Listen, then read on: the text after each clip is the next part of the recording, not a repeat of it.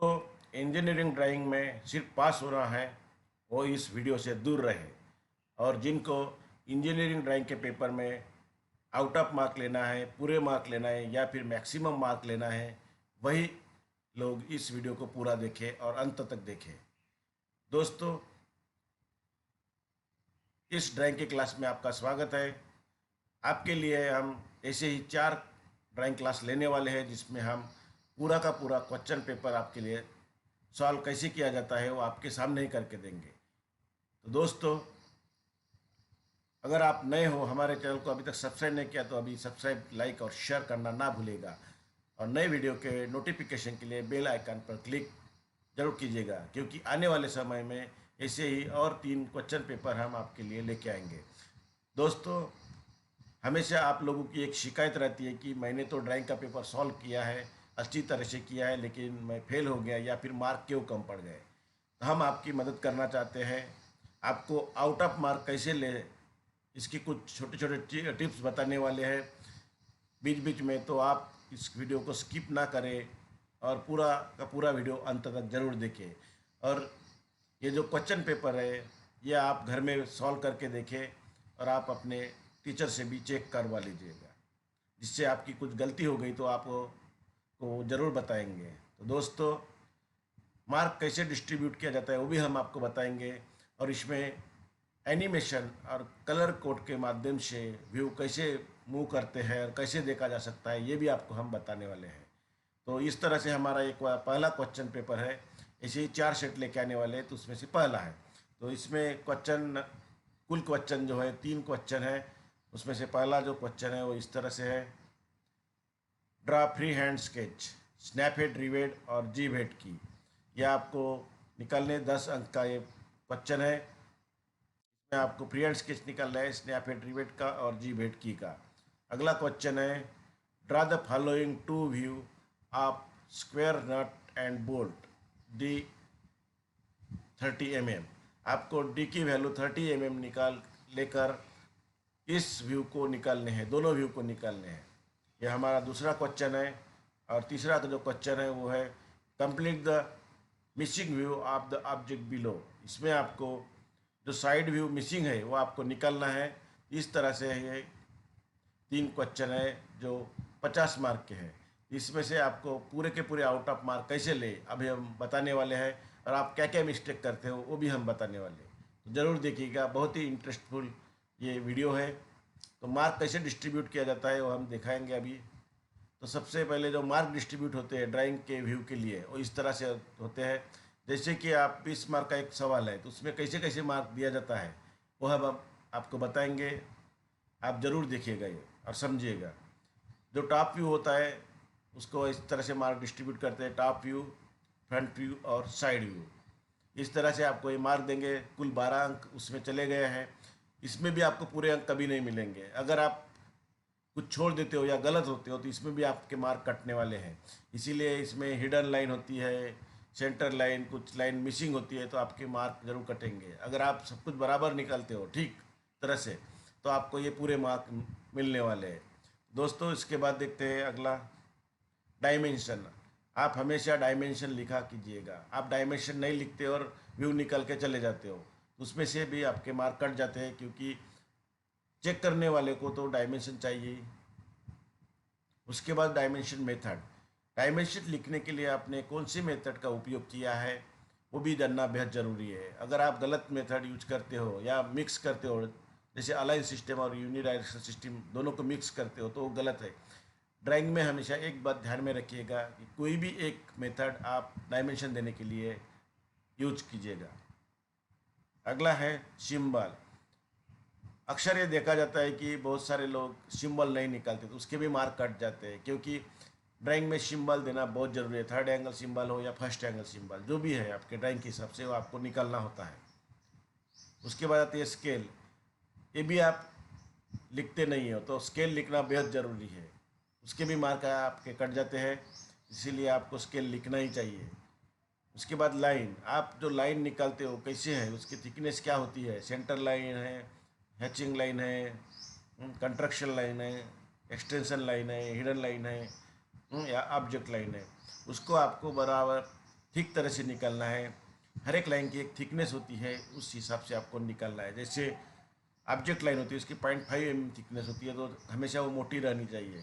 Centre line जिसकी thickness 0.2 mm होती है, हमेशा वो थिन रहनी चाहिए। हिडन लाइन हमेशा 0.3 mm से ही निकालनी चाहिए, और उसका कुछ रेशो होता है, उसी रेशो के हिसाब से निकालना चाहिए। तो ये लाइन ठीक तरह से होनी चाहिए। उसके बाद एरो जो होते हैं, आप डायमेंशन लिखते समय एरो को भी महत्व नहीं देते, लेकिन देना चाहिए, क्योंकि इंजीनियरिंग ड्राइंग में एरो को बहुत मतलब रखता है। इसीलिए जो एरो का रेशियो है उस हिसाब से आपको लिखना है। उसके बाद आते हैं all dimension are in M M. बहुत सारे लोग ये छोड़ देते हैं। ये छोड़ना नहीं है आपको, ये हमेशा लिखना है उसमें नीचे नोट में all dimension are in M M. उसके भी मार्क का आपके कट हो जाते हैं। और आखिरी में है फिनिशिंग। आपके जो ड्राइंग निकालते हैं उसमें फिनिशिंग कैसी है, साफ़ सुथरी है या नहीं है। अगर नहीं है तो उसमें भी आपके मार्क कट हो जाते हैं। अगर आप ये सब फॉलो करते हो तो आपको आउट ऑफ मार्क मिलने ही वाले हैं। इसीलिए आप ये सभी जो बताए हैं ये चीज़ फॉलो करना चाहिए, और उसी के हिसाब से आपको ड्राइंग व्यू निकालने चाहिए, या कोई भी ड्राइंग जो भी फ्री हैंड है वो भी निकालने चाहिए।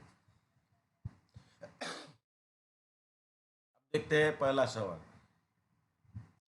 Draw free hand sketch, snap head, rivet और जीबेट की। दोस्तों, इसमें आपको स्नैपहेड, रिवेट और जीबेट की के बारे में फ्री हैंड स्केच निकालना है। तो सबसे पहले देखते हैं स्नैपहेड, रिवेट। तो इसमें आपको बता दूं, जब तक आपकी प्रैक्टिसिंग अच्छी नहीं होगी तब तक आप ये फ्री हैंड स्केच नहीं निकालते। लेकिन इस तरह के जब कुछ फ्री हैंड स्केच आते हैं, जैसे रिवेट है, नट एंड बोल्ट है, हेक्सागोनल नट है, बोल्ट है, कैप नट, इस तरह के कोई भी जब ऑब्जेक्ट आते हैं, क्वार्टर, पिन वगैरह, तो इसमें आपको वो डायमेंशन की लिखना होता है। उसके कुछ साइज फिक्स होते हैं, वो लिखने होते हैं, जैसे की में भी होते हैं और स्नैपहेड रिवेट में। इस तरह से आपको ये निकालना है स्नैपहेड रिवेट।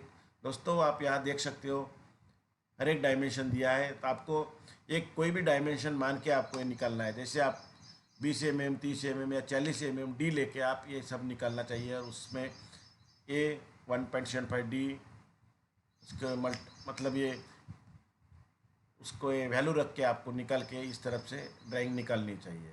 एच की वैल्यू ये है, हाइट 0.75, और जी की वैल्यू ये रेडियस की है, वो है 0.88 डी। तो इस तरह से आपको वो निकालने है, वो पूरी वैल्यू रख के, ये कोई भी वैल्यू मान के आप चलिएगा। जैसे 40 mm लेना है तो आप 40 mm लेके डी की वैल्यू आप निकाल सकते हो। लेकिन आपको अगर उसमें सवाल में उसमें वैल्यू दिया है तो उसी वैल्यू से लिखना है। अगर नहीं दिया है तो आप कोई भी वैल्यू देकर निकाल सकते हो, लेकिन वो वैल्यू देने की ज़रूरत नहीं है, आपको यही लिखना है। ये नीचे का जो पोर्शन है यही लिखना है। इस तरह से आपको ये स्नैपहेड, रिवेट निकालना है। दोस्तों, इसमें हमेशा गलती होती है जब भी कोई फ्री हैंड स्केच आते हैं इस तरह के, जैसे नट है, बोल्ट है, रिवेट है, क्वार्टर है, पिन है, तो वो हमेशा आपको ये फिक्स डायमेंशन होते हैं, वो आपको ये देना ही होता है। आप ये लिखते नहीं हो और ये ABCD लिखते हो इसमें से, तो उसमें से कुछ पता नहीं चलता है किसी को भी, तो वो गलत ही हो जाता है आपका। तो आप हमेशा ये बात ध्यान में रखिएगा, ये जो डायमेंशन होते हैं ये हमेशा लिखिएगा इसमें। अगर ये 5 मार्क का सवाल है, अगर आप ये लिखते हो, अच्छा निकालते हो, तो आपको आउट ऑफ मार्क मिलने ही वाले हैं। उसके बाद आते हैं जीबेट की के ऊपर। ये की इस तरह से होती है, उसके 2 व्यू निकालने चाहिए कभी भी। की के कभी भी 2 व्यू निकालने चाहिए। उसमें डायमेंशन इसमें इस तरह से होते हैं, WL, H1, H2 और 45 की डिग्री, और टेपर। इसमें ये बहुत ज़रूरी है, टेपर। अगर इसकी लंबाई 100 mm है तो इसमें, और थिकनेस 10 mm है, तो इस साइड आप 9 mm निकाल के उस तरह को मिलाना चाहिए इस तरह से। इसमें ये बहुत ज़रूरी है जीबेट की में। और दोस्तों, आपको अगर फ्री हैंड स्केच निकालना है तो थोड़ी सी प्रैक्टिसिंग चाहिए। इसमें आप पेंसिल का उपयोग कर सकते हो, या फिर डिवाइडर के जो पॉइंट का नुकीला पॉइंट होता है उसका उपयोग करके उसमें थोड़ा सा ग्रू बना के आप बाद में हाथ से खींच सकते हो। तो एक चिटिंग करने का एक माध्यम है जो मैं आपको बता रहा हूँ, ऐसा भी कर सकते हो। दोस्तों, इंजीनियरिंग ड्राइंग के आंसर शीट के लिए आपको इस तरह की ड्राइंग शीट दी जाती है। इस तरह की होती है। इसमें जो आगे का पोर्शन होता है उसमें आपको सबसे ऊपर आपका सीट नंबर लिखना होता है। उसके बाद आपको यहाँ सेंटर नेम, आपका जो भी सेंटर है वो आपको लिखना होता है। उसके बाद ट्रेड, सब्जेक्ट और डेट, इतने आपको लिखने होते हैं। जब हम पेपर जमा करते हैं तो उसको पेपर को सील किया जाता है और ये यहाँ से फोल्ड किया जाता है। इसीलिए आपको पीछे के साइड में इतना पोर्शन छोड़ के ही आपको ड्राइंग शीट निकालना चाहिए। इतना पोर्शन छोड़ के आपको ड्राइंग निकालना होता है। उसके नीचे ही आपको कोई भी ड्राइंग निकालना है, इसके ऊपर आप मत निकालिएगा। और इस तरह से आपका ये पेपर रहेगा। दोस्तों, जब पेपर मिलता है तो सबसे पहले आपको क्या करना चाहिए कि इसको बॉर्डर लाइन खींचनी चाहिए। सबसे पहले आपको वही काम करना है। इसको इस तरह से आपको बॉर्डर लाइन खींचनी है। चारों तरफ आपको 10-10 mm छोड़ के इस तरह से बॉर्डर लाइन खींचनी है। पीछे के साइड में भी आपको इस तरह से बॉर्डर लाइन खींचनी है। और ये जो पोर्शन होता है इसमें आप कुछ मत निकालिएगा। जो भी निकालना है आपको यहाँ यहाँ और ये पीछे के साइड में भी निकाल सकते हो और आगे से भी शुरुआत कर सकते हो इस तरह से। तो दोस्तों, सबसे पहले मैं आपको बता दूँ, ये आपका फ्रंट साइड होता है। इसीलिए आपको जो भी सबसे अच्छा स्केच निकाल सकते हो आप फ्री हैंड स्केच भी निकाल सकते हो या फिर इंजीनियरिंग ड्राइंग का कोई भी क्वेश्चन सॉल्व करना है तो जो सबसे अच्छा आप कर सकते हो, सबसे अच्छा आप निकाल सकते हो, वही इस फ्रंट साइड पे निकालिएगा। और हो सके तो आप फ्री हैंड स्केच जो होता है वो कभी मत निकालिएगा, क्योंकि first impression is last impression होता है। इसीलिए आपको जो भी अच्छा व्यू निकालना है वो आगे के साइड में ही निकालिएगा। और जो फ्री हैंड स्केचेस होते हैं बाद में वो आप पीछे के साइड में निकाल सकते हो। और जो व्यू जो होते हैं आपको इस तरफ निकालना है। इस पेज में आपको दूसरा कुछ नहीं निकालना है। ये सबसे महत्वपूर्ण बात आप ध्यान में रखिएगा। और जो सबसे अच्छा आप निकाल सकते हो वो आप आगे के में निकाल लीजिएगा। जैसे कि आपको हेक्सागन निकालना है, जो इंडियन ड्राइंग से निकालना है, पेंटागन निकालना है, तो इस तरह के जो आप है जो सबसे अच्छा निकाल सकते हो उसी को आप फ्रंट साइज में निकालिएगा।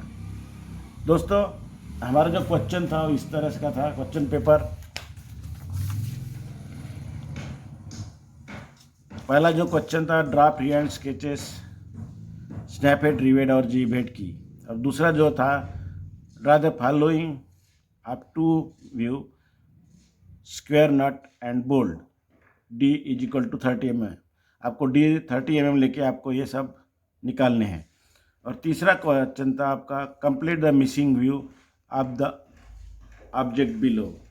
इस 2 व्यू दिया है आपको, इसको है तीसरा व्यू निकालना था। इस तरह से हमारा क्वेश्चन थे। तो सबसे पहले हम निकालेंगे, पहले आपको मैंने बताया कि सबसे अच्छा जो निकाल सकते हो वो आप निकालें। इसीलिए हम सबसे पहले हम फ्रंट साइड में सेकंड क्वेश्चन लेंगे, जो draw the following up to view of square nut and bolt. दोस्तों, अब हम दूसरा क्वेश्चन सॉल्व करते हैं। इसमें लिखा है, draw the following two view of square nut and bolt D = 30 mm।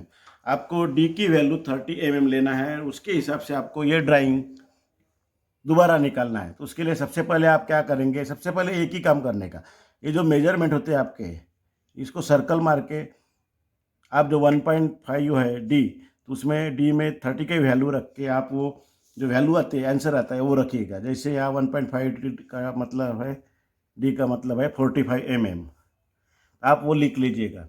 उसके बाद आता है ये वाला 0.8D। 0.8 का D मतलब होता है 24 mm।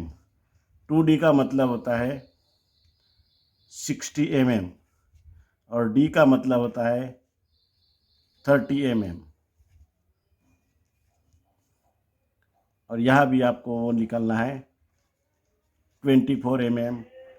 और 3.6D का मतलब होता है 108 mm। तो आपके पूरे डायमेंशन कन्वर्ट हो चुके हैं। इस हिसाब से ही आपको अब निकालना है, इसमें कोई बदलाव नहीं करने का है। आपने जो किया है अभी 30 से D की वैल्यू 30 लेके आपको सब डायमेंशन को आपने कन्वर्ट किया है और जो आंसर आया है उसी के हिसाब से अब हमको ड्राइंग निकालना है। तो सबसे पहले हम क्या करेंगे, यहाँ सेंटर लाइन निकालेंगे।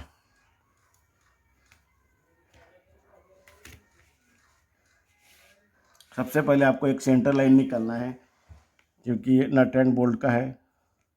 तो मैं यहाँ स्केच पेन और पेन का यूज करने वाला हूँ, क्योंकि आपको अच्छी तरह से ड्राइंग दिखे। अगर मैं पेंसिल का उपयोग करता हूँ तो आपको अच्छी तरह से ड्राइंग नहीं दिखेगी, इसीलिए इसका उपयोग कर रहा हूँ। लेकिन आपको एग्ज़ाम में पेंसिल का ही उपयोग करना है, किसी भी तरह के स्केच पेन का प्रयोग ना करें। और इस तरह से आपको ये निकालना है। इस तरह से हमारे सेंटर लाइन हो गई। अब हम शुरुआत करेंगे इधर से। ये सबसे पहले हम ये स्क्वायर निकालेंगे, तो उसके लिए हमको इस तरह से लेना है। यहाँ से हम शुरुआत करते हैं इसकी। और सबसे पहले आपको 45 है, तो उसके लिए हम एक सर्कल बनाएंगे। तो उसके लिए 22.5 हम कंपास में लेंगे। इस तरह से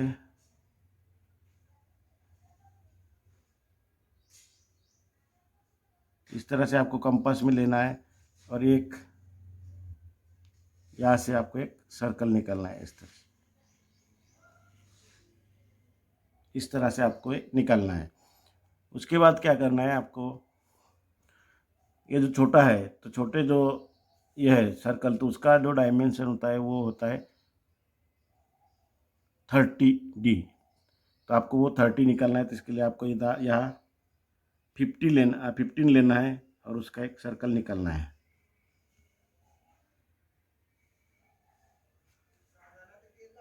इस तरह से आपको एक और एक निकालना है। और ये जो छोटा छोटा होता है 3/4, जो थ्रेडिंग का पोर्शन बताता है, वो आपका 24 आ जाएगा। तो इसके लिए 12 आपको कंपास में लेना है इस तरह से, और उसको भी 3/4 करना है।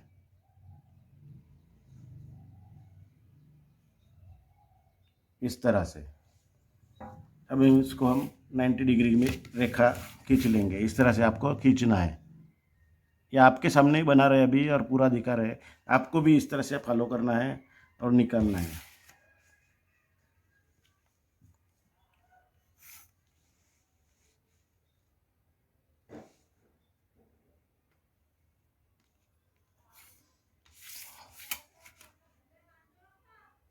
इस तरह से आपको ये करना है। मैं यहाँ स्केच पेन का उपयोग कर रहा हूँ, लेकिन आपको पेंसिल का ही प्रयोग करना है।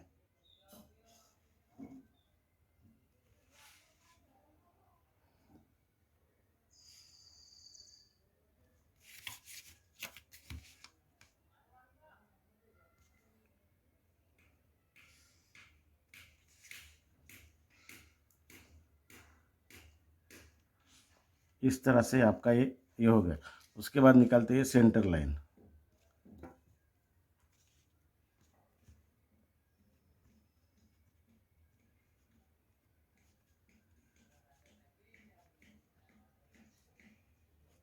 इस तरह से हमारे सेंटर लाइन होगी। दोस्तों इसको एक्सटेंड कर लेते हैं, क्योंकि ये आगे तक रहेगा हमारा। इस तरह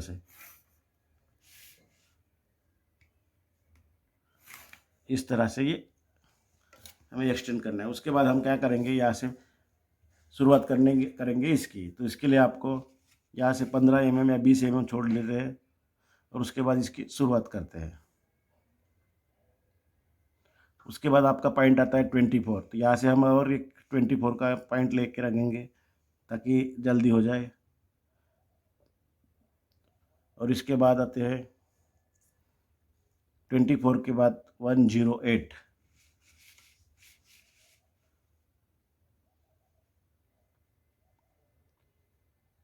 यहाँ से आपका 108 यहाँ तक आ जाएगा पॉइंट। तो इसको हम थोड़ा सा खींच लेते हैं वर्टिकल प्रोजेक्शन में।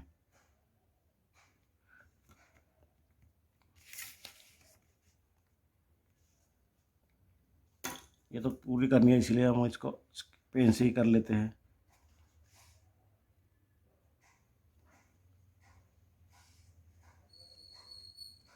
इस तरह से ये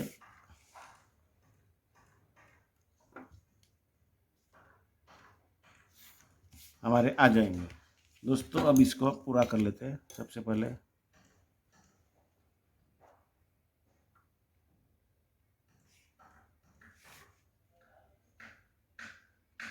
इस तरह से आपको ये करना है। उसके बाद ये डी रहता है मतलब 30 mm, तो हमको सेंटर लाइन से ऊपर और नीचे दोनों तरफ आपको पॉइंट लेने हैं 15 mm के। उसके बाद ये 24 रहता है तो वो भी पॉइंट लेने हैं मतलब 12 mm। इस तरह से ये पॉइंट लेंगे और उसके बाद हम इसके भी हॉरिजॉन्टल पॉइंट खींच लेते हैं। इस तरह से ये खींचना है आपको।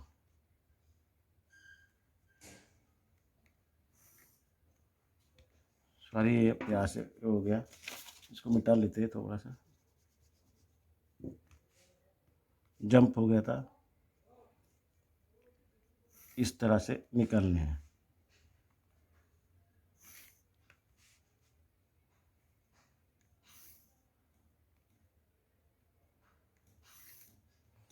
इस तरह से हमारा ये हो गया। अब इसकी शुरुआत आप कहीं से भी कर सकते हो। ये जो नट है यहाँ, इसकी शुरुआत आप कहीं पे भी कर सकते हो, लेकिन उसके लिए आपको ये इस तरह से करना पड़ेगा। हम यहाँ कर लेते हैं।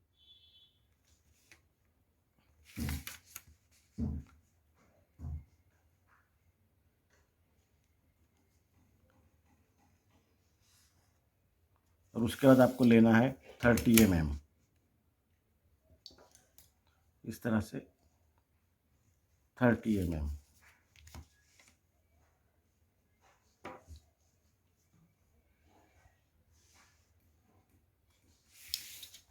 इसको भी हम अब यहाँ से पूरा कर लेंगे, जोड़ देंगे। ये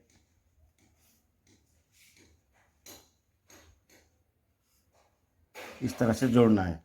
और उसके बाद आपको ये शुरुआत कहीं पे भी कर सकते हो आप। इसमें कुछ दिया नहीं है स्पेशल डायमेंशन, इसीलिए आपको शुरुआत कहीं पे भी कर सकते हो। तो आपको ये करना है, यहाँ से भी आप कर सकते हो।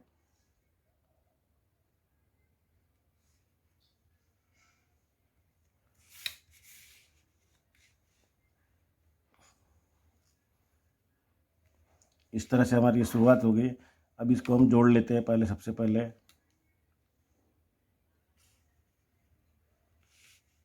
नीचे की भी रेखाएं जोड़ देते हैं।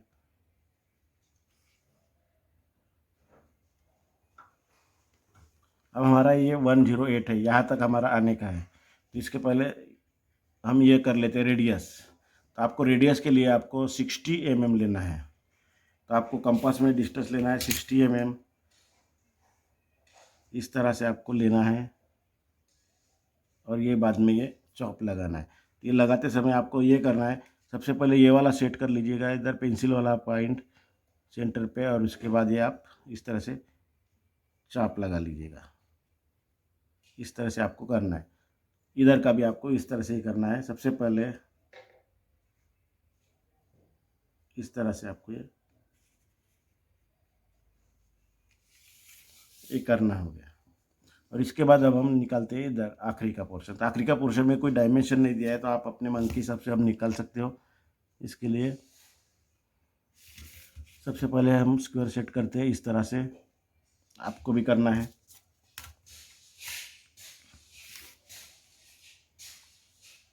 और एक रेखाएं खींच लेते हैं इस तरह से। और ये हमारी ठीक रेखा है, तो इसको हम ठीक करेंगे।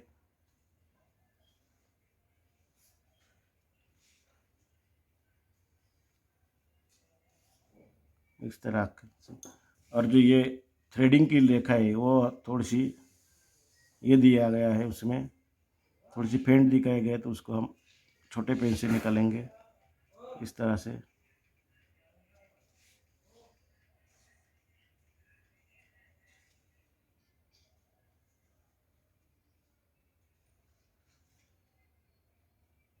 इस तरह से निकलना है और उसके बाद ये इस तरह से आपको ये करना है। अब हमें रेडियस निकालना है, तो उसके लिए हमें कंपास लेना पड़ेगा। और कंपास में जो भी डिस्टेंस है आप लेना चाहते हो वो ले लीजिएगा, लेकिन लेते समय ये बराबर आना चाहिए।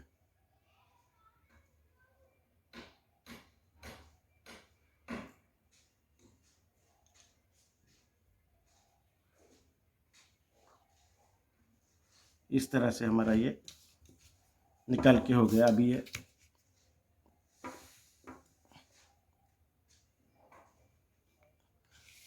इस तरह से हमारा ये पूरा निकाल के हो गया। अब हम इसको पूरे डायमेंशन देंगे। तो डायमेंशन देते समय आपको एक ही सिस्टम का प्रयोग करना है। सबसे पहले आपको ये डायमेंशन दे देते हैं, आप ही के सामने दे रहे हैं ताकि आपको भी पता चल जाएगा।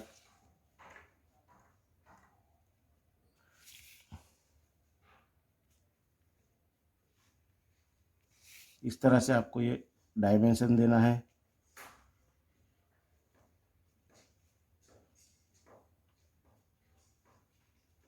फोर्टी 45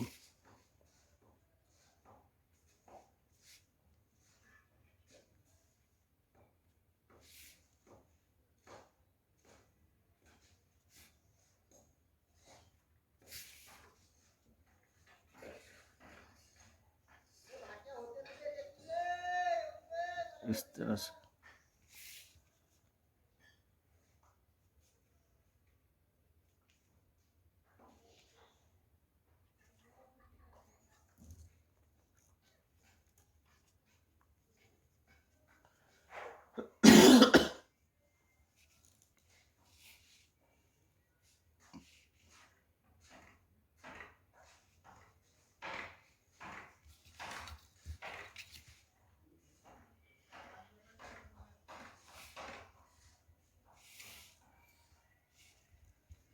तो इस तरह से हमारा ये हो गया। अभी नीचे का जो डायमेंशन है वो लिख लेते हैं। या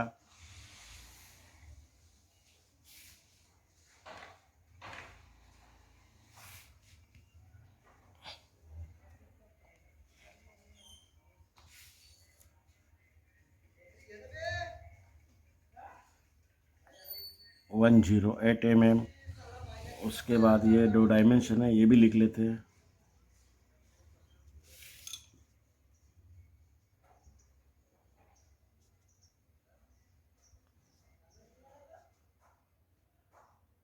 (24 mm), यहाँ डी लिखा है, इसको डी।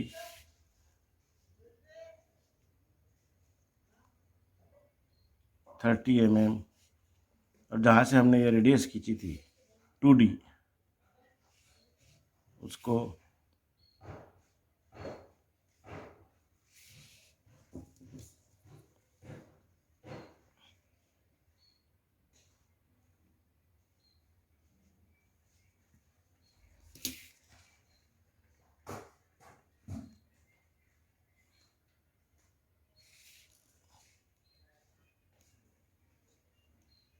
ये हो गया।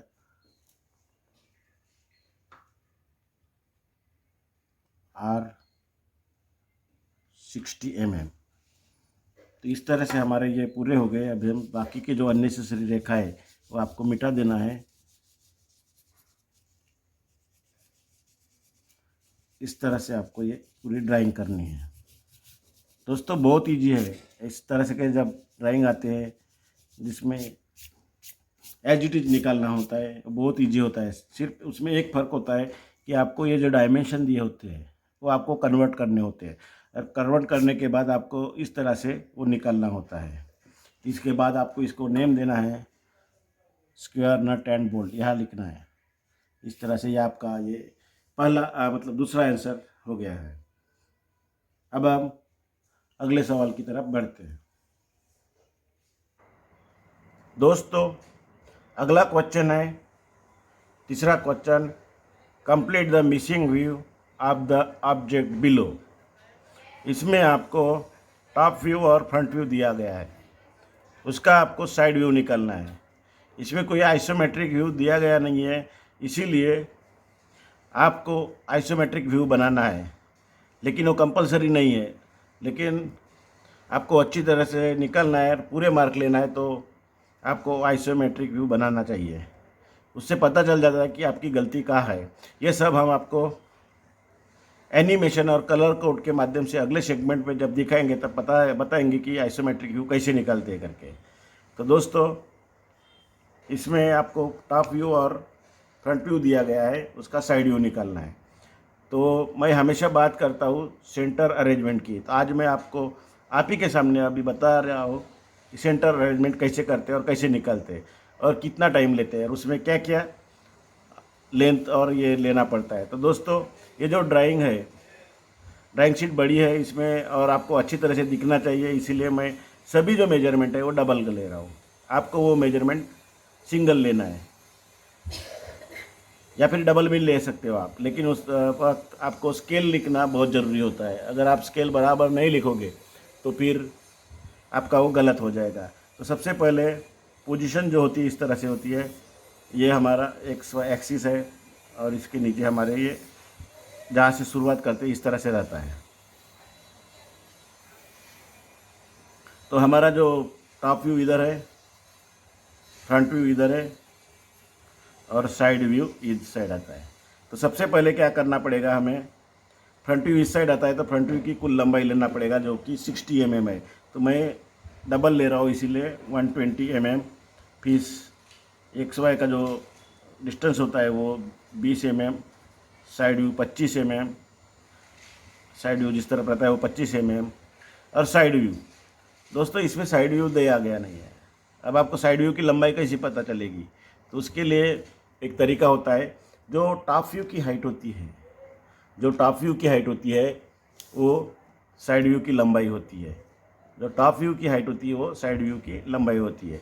तो टॉप व्यू की जो हाइट है वो 30 mm है, 15 + 15 मतलब 30 mm। तो हम डबल करेंगे तो ये 60 mm हो गए। इस तरह से हमारे ये डॉट आएंगे लंबाई के। तो दोस्तों अभी हमारा जो वर्किंग एरिया है, यहाँ जो काम करने का ड्राइंग निकलना चाहिए, यहाँ से यहाँ तक आ जाता है 405। इतना डिस्टेंस है टोटल। तो आपको क्या करना है, चारों को मिलाना है, मिलाने के बाद 405 में से घटाना है। घटाने के बाद जो आंसर आएगा वो आपको लेना है, तो आंसर आता है 90। तो पहला जो डाटा आएगा वो हमारा 90 का आएगा, फिर 120 फ्रंट व्यू की लंबाई, फिर 20, फिर 25, फिर 60 और उसके बाद ये 90। इस तरह से हमारे ये वर्टिकल डाटा आएंगे, मतलब रेखाएँ आ जाएंगी। ये डाट जो है ये वर्टिकल रेखा के लिए है। अभी हॉरिजॉन्टल रेखा के लिए आपको क्या करना है, सबसे पहले ये टॉप व्यू की हाइट लेनी है। तो टॉप व्यू की हाइट आपको बताया है, जो साइड व्यू की लंबाई होती है वो टॉप व्यू की हाइट होती है। तो ये आपको 60 + 20 और फ्रंट व्यू की हाइट जो कि यहाँ दिया गया है 30 पे, तो हम डबल करेंगे तो ये 70। इस तरह से हमारा ये आ जाएगा, डॉट आ जाएगा। दोस्तों मैं एक बार फिर बताता हूँ कि मैंने सभी मेजरमेंट डबल किया है, खाली एक्स वाई एक्सिस के जो डिस्टेंस है वो छोड़ के, बाकी सब स्केच के मेजरमेंट मैंने डबल किया है।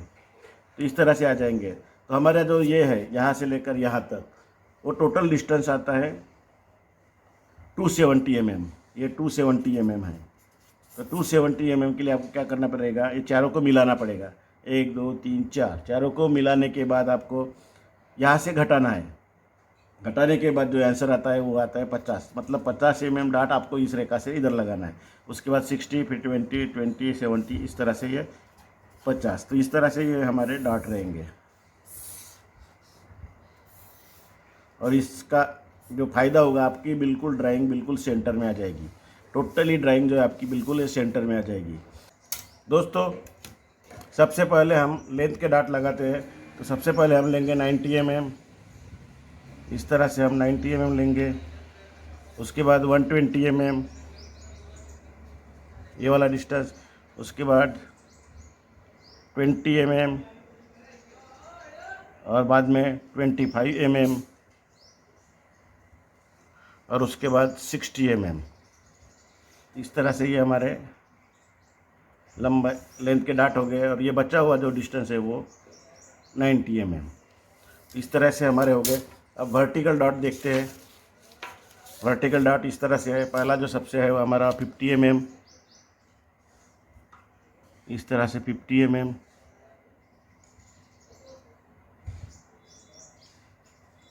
फिर आता है 60 mm। आपको यहाँ से 60 mm लेना है।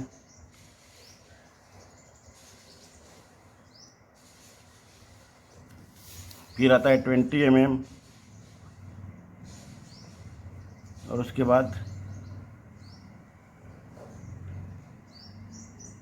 20 mm, और जो बचा हुआ जो डिस्टेंस रहता है वो 70 mm। ये फ्रंट व्यू की हाइट, इस यहाँ से हम फ्रंट व्यू की हाइट लेंगे।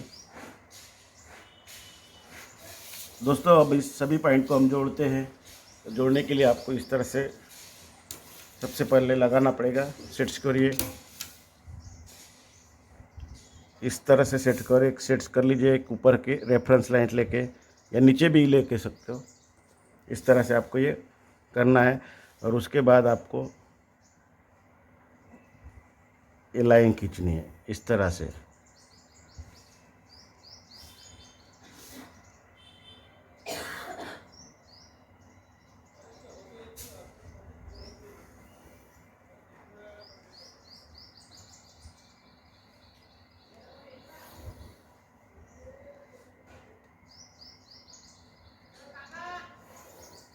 इस तरह से ये लाइन खींचनी है। और सबसे बॉटम की आदत है इधर, ये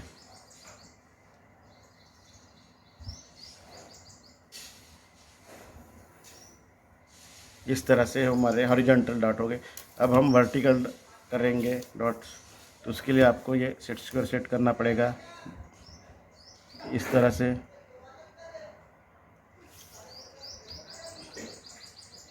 और उसके बाद आपको ये वर्टिकल जो डॉट थे उसको जोड़ना है इस तरह से।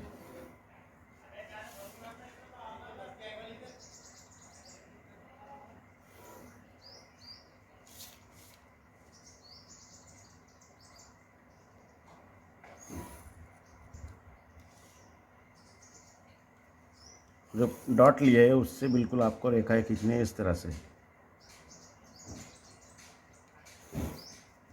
हमने साइड व्यू में 5 मिलीमीटर ज़्यादा लिया था। इस तरह से आपके ये बिल्कुल जो अरेंजमेंट है वो सेंटर में आ गई। जितना डिस्टेंस इधर है उतना ही डिस्टेंस सेम इधर है, जितना डिस्टेंस इधर है उतना ही डिस्टेंस सेम इधर है। तो बिल्कुल आपकी जो अरेंजमेंट हो गई वो बिल्कुल सेंटर में हो गई है। इसको इस तरह से जोड़ लेते हैं 45 डिग्री में।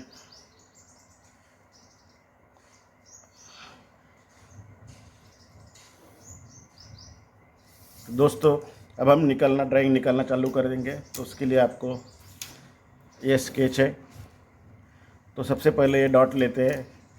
यहाँ 5 mm दिया था हमने, जो 10 mm लिया था, मतलब डबल किया था, तो हमें 10 mm लेना पड़ेगा इस तरह से। उसके बाद आता है 25 है तो हमें 50 लेना पड़ेगा। 45 है तो यहाँ 90 लेना पड़ेगा। इस तरह से ये हो गए। उसके बाद आते हैं वर्टिकल डॉट के ऊपर। ये ऊपर से 5 मिलीमीटर छोड़ना है, मतलब हमें 10 मिलीमीटर छोड़ना पड़ेगा क्योंकि हमने डबल लिया था। 10 है तो 20 mm। फिर ये 5 mm है यहाँ से यहाँ तक, तो हमें 10 mm छोड़ना पड़ेगा। इस तरह से ये हो गए। तो दोस्तों अभी ये पॉइंट भी जोड़ लेते हैं अभी उसके पहले, लेकिन ये XY जो एक्सिस है उसको हम ठीक कर लेते हैं ताकि कन्फ्यूजन ना रहे। इस तरह से आपको ये ठीक करना है।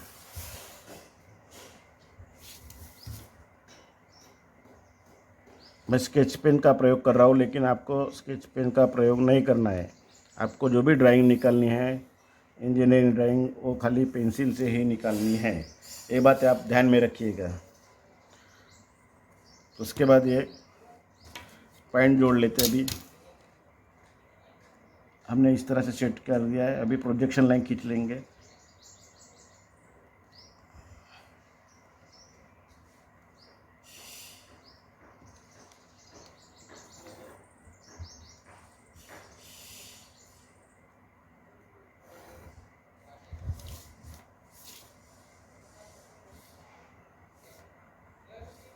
इस तरह से ये सेंटर लाइन है, क्योंकि ये होल दिया गया तो इसको सेंटर लाइन निकालना है। इसको हम पेन से ही निकाल लेते हैं। सेंटर लाइन निकालने का एक तरीका होता है। बड़ा जो डॉट होता है वो 5 mm और उसके बाद गैप 1 मिलीमीटर की, उसके बाद 1 मिलीमीटर का डॉट इस तरह से निकालना होता है।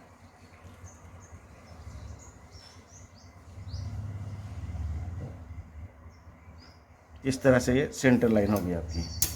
दोस्तों इसमें आप ठीक कर लेते हैं। सबसे पहले इस तरह से ठीक कर लेते हैं, क्योंकि ये तो आपको बताया गया है। ड्राइंग में। तो इसको ठीक कर लेते हैं। ये भी लाइन ठीक करनी है आपको। ये दोनों व्यू जैसे कि वैसे निकालने हैं जो कि आपको स्केच में दिया गया है। इस तरह से आपको ये निकालने हैं।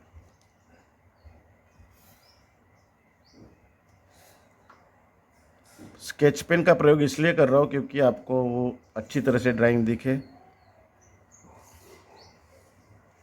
इसके बाद आते हैं ये जो लाइन है हिडन लाइन, तो इसको भी हम हिडन लाइन से ही शो करेंगे।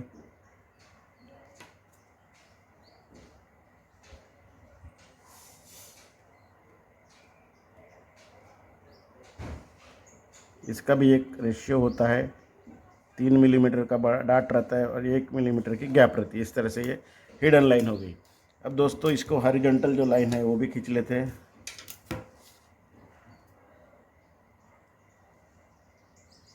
इस तरह से हमें ये लाइन खींचनी है। इसकी भी हम प्रोजेक्शन लाइन अभी से खींच लेते हैं कि आगे चलकर दोबारा खींचने की नौबत ना आए। इस तरह से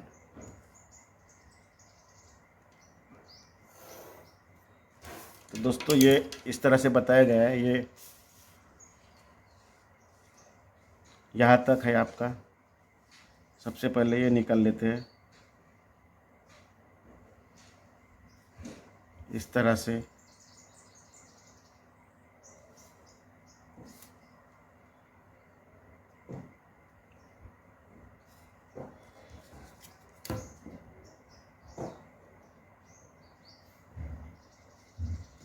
ये आपको निकालना ही पड़ेगा। जब सवाल आ जाएगा आपको तो ये निकालना ही पड़ेगा। इसके बगैर आप ड्राइंग पूरा नहीं कर सकते। इसलिए आपको तीनों व्यू इसी तरह से निकालना है।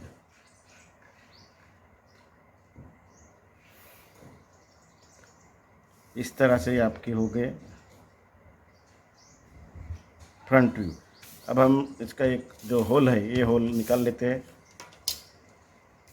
तो हमें इसका सेंटर लेना पड़ेगा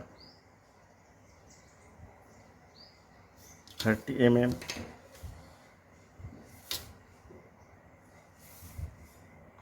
और उसके बाद इसको हॉरिजॉन्टल सेंटर लाइन खींच लेते हैं।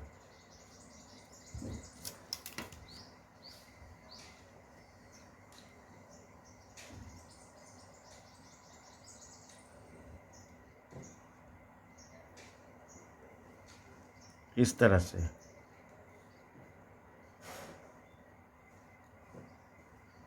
तरह से ये पूरा करना है। उसके बाद आपको ये सर्कल निकालना है। आपका जो सर्कल है वो 20 mm डायमीटर है, लेकिन हमने डबल किया है तो उसको भी दुगना करना पड़ेगा। तो 20 mm की हमें रेडियस लेनी पड़ेगी इस तरह से कंपास में।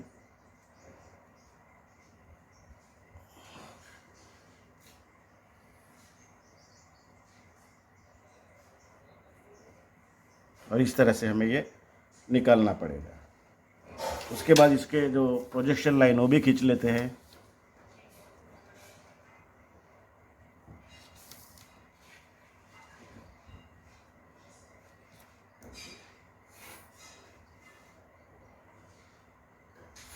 और यहाँ आपकी जो हिडन लाइन दिखाई गई तो वो भी निकाल लेते हैं अभी।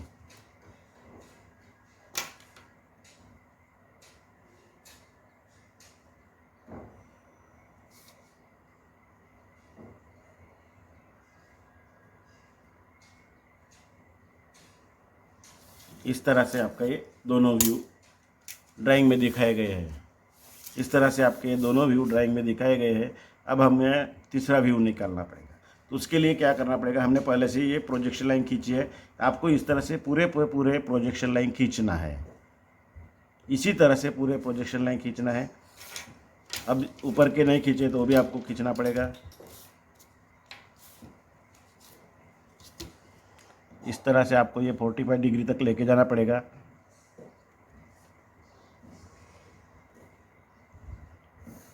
प्रोजेक्शन लाइन से ही आपको पता चलेगा कि आपका व्यू कैसे दिखता है। जब तक आप प्रोजेक्शन लाइन नहीं खींचोगे उसके बाद इनको 90 डिग्री में आपको खींचना पड़ेगा वर्टिकल। इस तरह से लेके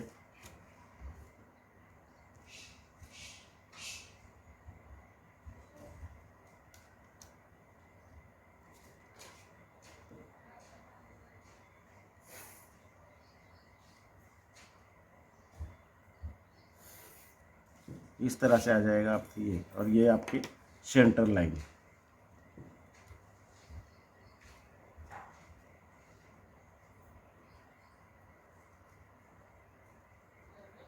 तो दोस्तों हम यहाँ तक आ गए, प्रोजेक्शन लाइन भी खींच लिया। अभी अभी हमें समझना है ये ड्राइंग पढ़ के ही। आपका जो ड्राइंग दिया गया है तो इस तरह से है। तो ये जो प्लेट है, इस प्लेट की थिकनेस यहाँ दिया है 20 mm। तो 20 mm के ऊपर ही आपका ये ड्रिल होल किया गया है, ये बात आप समझ लीजिए।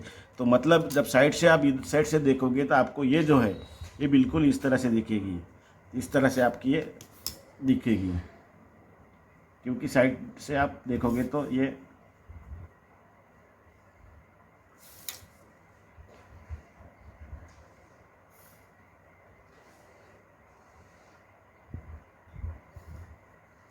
इसी तरह से आपका ये दिखेगा। ये वाला थिकनेस, जो ये थिकनेस है और ये इसकी हाइट है, तो ये 10 mm है, तो ये आपको ये इस तरह से 20 mm दिखेगी इस तरह।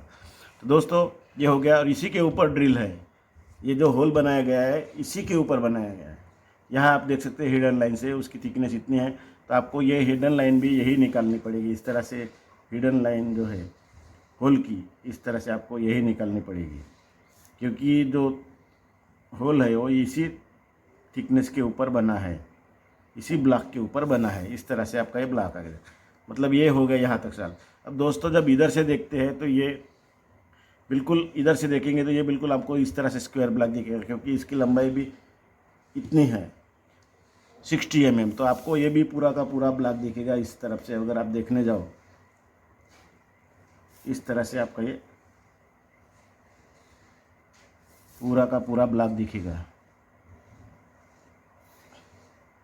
जब इस साइड से देखते हैं तब साइड व्यू से तो इस तरह से दिखेगा, क्योंकि ये ऑपरेशन इधर थ्रू नहीं गया है, ये पूरा रिश्ता उसमें से कटा हुआ है, उसकी थिकनेस इतनी है और उस थिकनेस के ऊपर आपका ये होल बना है।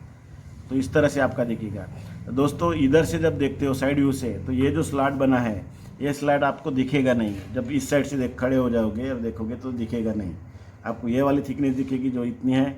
उसके बाद यहाँ आपकी नज़रें टच हो जाएंगी, फिर पीछे का आपको दिखेगा नहीं। इसीलिए आपको ये पूरे के पूरे हिडन में निकालना पड़ेगा, शो करना पड़ेगा, क्योंकि ये जो स्लॉट गया है पूरे लंबाई में गया है इस तरफ यहाँ तक। इस तरह से आपको ये हिडन में शो करना पड़ेगा। दोस्तों जब भी मिसिंग व्यू या फिर आइसोमेट्रिक व्यू निकालना होता है 3 व्यू के ऊपर, तो ज़्यादा कठिन वाला नहीं देते, ज़्यादा हार्ड नहीं दिया जाता, बिल्कुल इजी दिया जाता है, खाली आपको समझना होता है। तो इस तरह से हमारा ये पूरा हो गया है। अब इसको डायमेंशन देना है, तो डायमेंशन देते समय आपको हमेशा एक ही सिस्टम का प्रयोग करना चाहिए। डायमेंशन देते समय आपको हमेशा एक ही सिस्टम का, यूनि डायरेक्शन सिस्टम या अलाइन सिस्टम में से दोनों एक का। अब हम डायमेंशन देंगे, अब भी इसी तरह डायमेंशन देना है आपको भी, और हो सके तो आपको 2 ही व्यू पे ऊपर देना है। और इसी तरह से अगर आप ड्राइंग निकालते हो तो आपको ड्राइंग में पूरे के पूरे अंक मिलने के चांसेस है, ये हमारी गारंटी। लेकिन आपको इसी तरह से निकलना है, इसी तरह से आपको फॉलो करना है। ये इस तरह से आपको ये डायमेंशन देना है।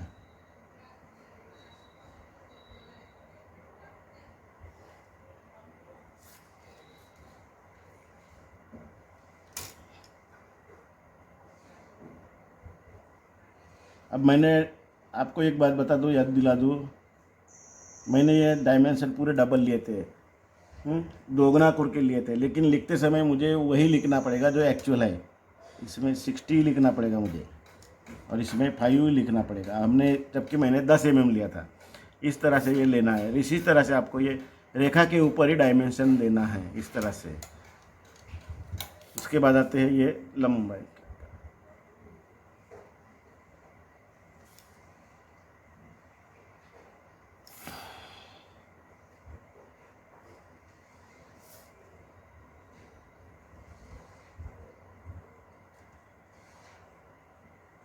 सॉरी, ये 30 mm है, गलती हो गई।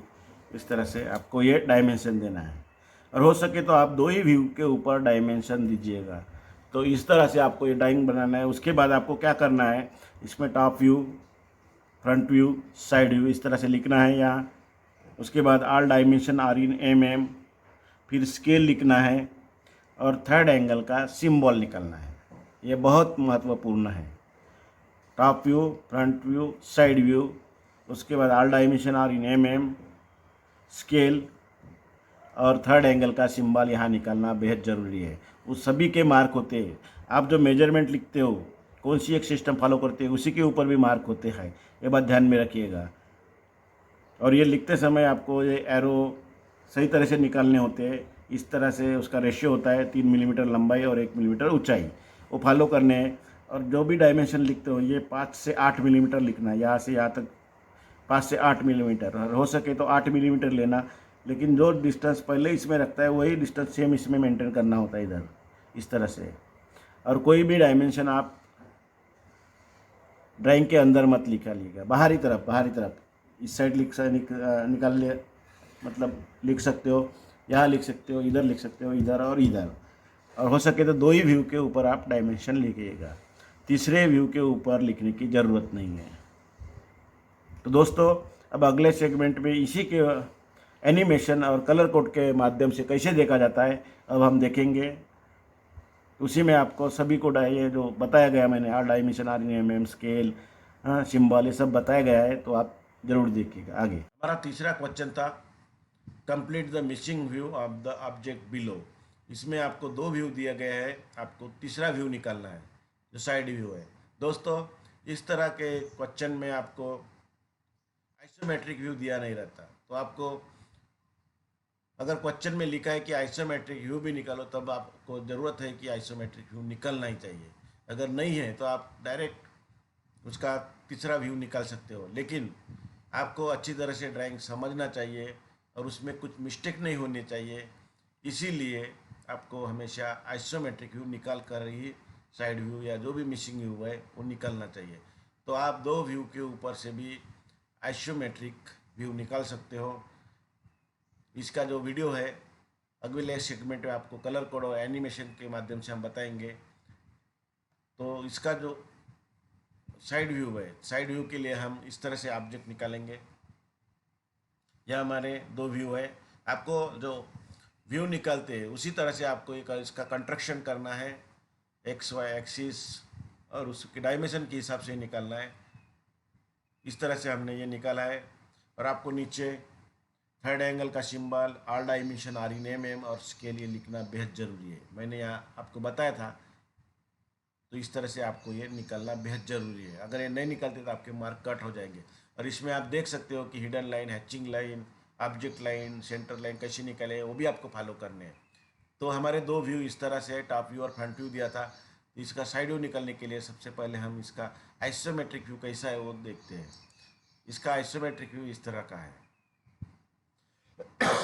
इसमें आपको ये जो दिया है, यहाँ से यहाँ तक का पोर्शन, उसकी थिकनेस कम है, 15 mm है, और उसी के ऊपर ड्रिल किया हुआ है जो हमने इधर शो किया है। और ये जो पोर्शन है फ्रंट व्यू से आपको इस तरह से दिखता है, तो आपको ये निकालना है डायमेंशन के हिसाब से। और ये जो ग्रूव बना है ये पूरी लेंथ तक गया है, इस तरह से ये व्यू रहेगा। अब इसके व्यू निकालने के लिए सबसे पहले क्या करना पड़ेगा आपको, ये जो प्रोजेक्शन लाइन होती है, हर एक प्रोजेक्शन लाइन जब तक नहीं निकालोगे तब तक आप मिसिंग व्यू कभी नहीं निकाल पाओगे। इसीलिए आपको जो मिसिंग व्यू निकालना है तो उस वक्त प्रोजेक्शन लाइन होते हैं वो सभी आपको एक्सटेंशन करनी चाहिए। जैसे हॉरिजॉन्टल है तो हॉरिजॉन्टल इस तरह से एक्सटेंशन करनी चाहिए, वर्टिकल है तो वर्टिकल, इस तरह से आपको ये एक्सटेंशन करना चाहिए। इससे पता चल जाता है कि आपका कौन सा ऑपरेशन कहाँ तक है। तो दोस्तों, अब साइड से देखते हैं इसको, तो हमें ये वाला पोर्शन दिखेगा जो ये वाला है, इस तरह से दिखेगा यहाँ। तो सबसे पहले ये इस तरह से आपको निकालना है, जो कि इधर भी बताया गया है। इसकी 15 मिलीमीटर हाइट है और जो विड्थ लेंथ है वो टॉप व्यू के हाइट के बराबर रहेगी। तो इस तरह से वो निकलना है। अब इस साइड से हम देखते हैं तो ये भी आपको पूरा ब्लॉक दिखेगा, ये स्क्वायर ब्लॉक, इस तरह से ये आपको निकालना है। इस तरह से आपके ये दोनों ब्लॉक हो गए। मतलब ये वाला जो ऑपरेशन है ये पूरी लंबाई में नहीं गया, इसलिए आपको इस तरह से पूरा इस तरह से दिखेगा। और उसके बाद देखते हैं इसके हिडन लाइन, जैसे कि ये ऑपरेशन है, हम इस साइड से देखते हैं, साइड से, तो आपको ये पीछे के नीचे में आ जाता है तो दिखेगा नहीं। जैसे ऊपर से नहीं दिखता तो इसमें डेट हिडन लाइन निकाला है, तो वैसे ही इधर से भी तो आपको दिखेगा नहीं। इसीलिए आपको जो दोनों एक्सटेंशन लाइन निकाले थे इसमें, उसी के ऊपर आपको ये उसके हिडन लाइन निकालनी है। उसके बाद आते हैं ये होल। ये होल इस प्लेट के ऊपर निकला है, इस ब्लॉक के ऊपर निकला है, जिसकी हाइट 15 mm है, मतलब ये है। तो इसके ऊपर आपको ये हिडन लाइन इस तरह से दिखेंगी। तो दोस्तों ये हमारा पूरा हो गया है। अब इसको हम डायमेंशन देंगे। डायमेंशन देने के लिए आपको मैंने बताया था कि अलाइन सिस्टम या यूनिडायरेक्शनल सिस्टम ही आपको यूज करनी है। कोई भी एक ही सिस्टम यहाँ यूज करना है कभी भी। तो इस तरह से आपको डायमेंशन देना है। डायमेंशन दे देते समय आपको अंदर कुछ नहीं लिखना है, डायमेंशन देना है ऊपर या साइड, इस साइड या इस साइड, इस तरह से आप डायमेंशन दे सकते हो। डायमेंशन देने के लिए जो यहाँ से लेकर ये जो पहला डायमेंशन है वो डिस्टेंस है वो 5 से 8 mm रखना चाहिए। और जब डायमेंशन देते हैं तो ये हाथ टच नहीं करना चाहिए कभी भी। थोड़ा सा 1 mm अंतर छोड़ के ही आपको ये लाइन खींचनी है। और जहाँ ख़त्म होती है वहाँ आपको 1 या 2 mm छोड़ के आपको बाद में पूरी की पूरी लाइन आपको मिटा देना है। ज़्यादा लाइन एक्सटेंशन नहीं रखना है, इस तरह से आपको ये मिटा देना है। इस तरह से आपको डायमेंशन लेना है। अगर ये डिस्टेंस आप 5 से 8 mm लेते हो, 8 mm लेते हो, तो दूसरा जो डायमेंशन दोगे वो भी डिस्टेंस आपको 8 mm ही निकालना पड़ेगा। तो इस तरह से आपको डायमेंशन देने हैं। और आप कोई भी 2 व्यू के ऊपर डायमेंशन दे सकते हो, तीसरे व्यू के ऊपर देने की ज़रूरत नहीं होती है। ये बात हमेशा ध्यान में रखिएगा। और ऑब्जेक्ट लाइन आपको थिक निकालने हैं, हिडन लाइन आपको 0.3 mm थिकनेस से निकलने हैं। और कंट्रक्ट है, प्रोजेक्शन लाइन है, ये एक्सटेंशन लाइन आपको ये 0.2 mm थिकनेस के हिसाब से निकालना है। सबसे महत्वपूर्ण जो बात हमने बताई है वो सिंबल, थर्ड एंगल का सिंबल, उसके बाद are dimension, are in mm और स्केल, ये लिखना ना भूलिएगा। अब इसको एनिमेशन और कलर कोड के माध्यम से कैसे देख सकते हैं इसको हम जानेंगे। ये एडिशनल दिखा रहे हैं हम आपको, क्योंकि आपको ड्राइंग पता चलनी चाहिए, जल्दी सीखना चाहिए आपको और हमेशा याद रहना चाहिए। इसके लिए हम उसका प्रयोग करते हैं। तो देखिए इस तरह से ऑब्जेक्ट है। इसका जो सबसे पहले हम देखेंगे टॉप व्यू। इसका टॉप व्यू देखेंगे, इस तरह से आएगा। हमने जो कलर दिया था वो आपको टॉप व्यू से दिखता है। उसके बाद ये फ्रंट व्यू पिंक कलर दिया है फ्रंट व्यू से, और साइड व्यू को हमने स्काई ब्लू कलर दिया, तो ये इस तरह से दिखेगा। तो ये उसके कलर कोड के माध्यम से तीनों व्यू दिख रहे हैं। अब हम इसको एनिमेशन के माध्यम से देखना चाहेंगे, जो आपको जल्दी समझ में आ जाएगा। दोस्तों अभी तक आपने सब्सक्राइब नहीं किया तो अभी सब्सक्राइब जरूर कीजिएगा। और एनिमेशन से अब हम देखते हैं। सबसे पहले हम देखेंगे टॉप व्यू। इस तरह से हमने मूव किया तो ये आपका टॉप व्यू दिखेगा, आप देख सकते हैं इसमें। उसके बाद इसकी एक्चुअल पोजीशन, आइसोमेट्रिक पोजीशन देखेंगे। ये आइसोमेट्रिक पोजीशन हो गए। और इसके बाद हम फ्रंट व्यू देखेंगे।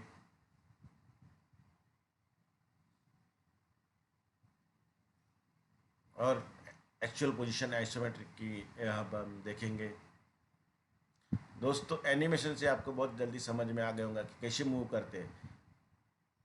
और ये साइड व्यू, इस तरह से आपका ये साइड व्यू रहेगा। उसको एक बार और रिपीट देख लेते हैं।